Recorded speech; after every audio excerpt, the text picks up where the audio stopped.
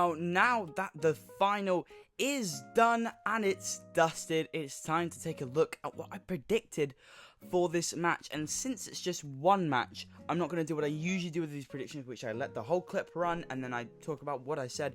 Going to do it bit by bit. Alright, let's go. I did release this video during the final because I recorded the video in the morning of the final. I almost finished editing before I had to leave because I wanted to go watch the Wimbledon final elsewhere, and then I forgot to finish editing it before the final started, and I realized 20 minutes before the final. Either way, let's just start off. Let's see what I started by saying. Well, one of these teams throughout the entire competition have looked phenomenal, playing incredible football, looking like they deserve to be here. The other really doesn't. Except for the Netherlands game, England have looked absolutely awful. Absolutely awful. They have not been on it whatsoever. Well, they had looked absolutely awful until the Netherlands game. And the Netherlands, let's be honest, they aren't very good. And they were better against Spain than they were against maybe the Swiss or the Slovakians. But they weren't very good. The attack has not been firing as well as we would have thought. The defense has been the defense hasn't been too bad, but it has been conceding goals to teams that probably shouldn't, like Slovakia, like Denmark. Well, the attack here also quite hopeless. Kane coming off early into the second half for Ollie Watkins. The defence here also, despite me saying actually they've been pretty decent, the defence here though wasn't very good. They weren't tracking their men. Like the first and second goal, who was tracking? There was no one tracking the people that were just in complete open space. Cucurella and Nico were just completely free. Oyarzabal as well. Maybe shouldn't have been able to get onto that ball. But the thing is with England, whenever they concede, they seem to switch on. So this game could change drastically if Spain get a goal early on, or if Spain get a goal at all, really. Well, they didn't switch on immediately after conceding, but they did switch on a bit later. About 10-20 minutes after conceding, they started playing. They started playing pretty decently, and it led to their only goal. They kept that up for a little bit longer after they scored, and then it just went back to Spain. Because England just seemed to turn on when they conceded, with the exception of the Slovakia match, when there was a goal early, and they really didn't come alive until later into the game. They've tended to switch on when they concede. Well, it was kind of like that Slovakia match where they switched on a bit later after conceding. When it got into a bit later into the match, you're like, shit, boys, we need to score. And in no scenario here do I see Spain not scoring.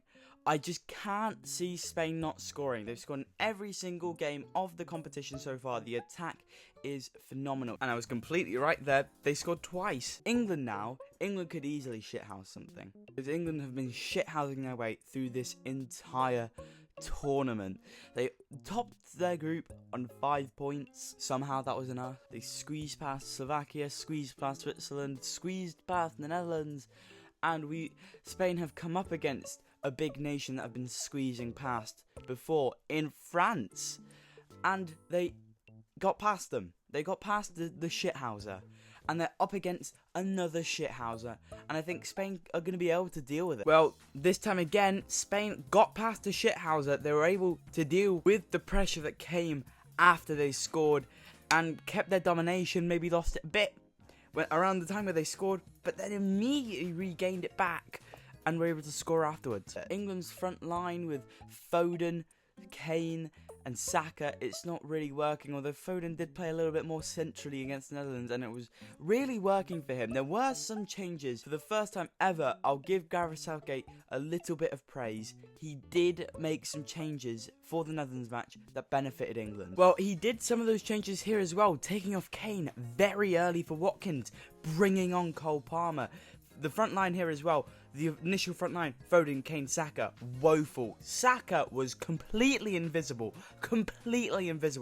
Kane, about the same. And Foden couldn't recreate the 30 minutes of performance that he had against the Netherlands that made him look that much better, where he didn't score still. He was blocked on the line. But Still, not a great front line, and it kind of cost him here. But again, he's still not using the substitutes to the best of their abilities, because he's still making subs in the 90th minute. Against the Netherlands, they still had 2 subs left after they'd scored, and they'd used them to time waste. Maybe you want to use them in extra time, but you get an extra sub in extra time. Well, as I said, he started making earlier subs here, and he changed that. He didn't wait until the very last moment to use subs, although he was bringing Ivan Toney on in the 88th minute. Just because it worked against Slovakia doesn't mean it's going to work against Spain, Gareth. Spain's defence has also looked pretty decent. Carvajal will be back. Lenormand also back. We have Cucurella. We have Laporte.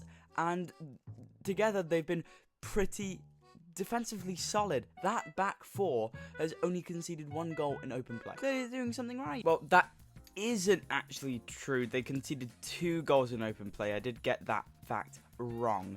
But now it's only in this entire competition, that back 4 conceded 3 goals in open play in 7 games. That is pretty good. That is phenomenal. I think we definitely win the midfield battle with Rodri and Fabian and Olmo. Definitely win that midfield battle. But we did win that midfield battle because Declan Rice and Bellingham were woeful. The only player in that midfield that I thought was pretty decent was Kobbie Mainoo. And guess who the fuck out of those midfield 3 got subbed off? Kobbie Mainoo.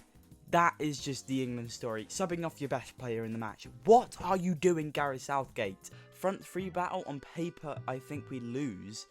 But in action, so far this competition, I think we win it. Because, well, Kane has 3 goals. Been pretty solid. That's fair enough. He's been okay. People saying he's dropping too deep. But I think that's something he always really does. Foden's coming in more centrally. Saka down the right. Hasn't been too great with the exception of the game against Switzerland. Well, the attacking 3 battle, we definitely won it. Because Foden, Kane, Saka were completely ineffectual. Completely invisible. Nico, Morata and Yamal fucking cooked. They fucking cooked, man, especially in the second half. Maybe not so much in the first half, but coming out into the second half, Lamine turned on, Nico turned on, Morata turned on. They were incredible going into the second half. Maybe not so much the first half. It was a bit of a shaky first half for the attack in this game, but the second half absolutely turned on. In the end, I have to predict something. It's so tough. It's so tough, and I'm just dreading this game a lot, really. I'm not looking forward to it because I genuinely what I'm going to predict is not what my heart is telling me. What I'm predicting is not what my brain is telling me. It's what my heart is telling me. Well, this is it. This is what I'm going to predict. Going with a 2-0. A 2-0 to Spain. No. I'm not going with a 2-0 to I'm going with a 2-1 to Spain. And I think similarly to the Euro 2021 final, England go ahead first through Harry Kane. Harry Kane will finally score in a final. And I think for Spain, it will be Lamine Yamal, youngest player to score in a final, and Alvaro Morata to score the winner. Ignore the fucky editing with the text there, but 2-1 is exactly right. I completely correctly predicted the scoreline. No correct scorers there, neither Kane, Yamal, or Morata scored, but it's completely correct scoreline.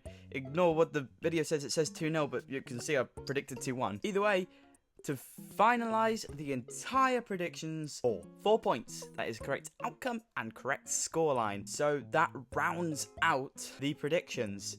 That is it. Those are the last predictions I'm ever going to do for the Euro 2024. So, to close out this video, I just want to look at the predictions for the entire tournament and rate them. Here's the points total I got in the group stage. Here's the points total I got in the round of 16. Here's the points total I got in the quarterfinals. Here's the points total I got in the semis. And here's the points total I got in the final, which you've just seen. Here are all of them together. Take a look at them. And this is my total grand score for everything. 10 points. Not bad. Not bad at all.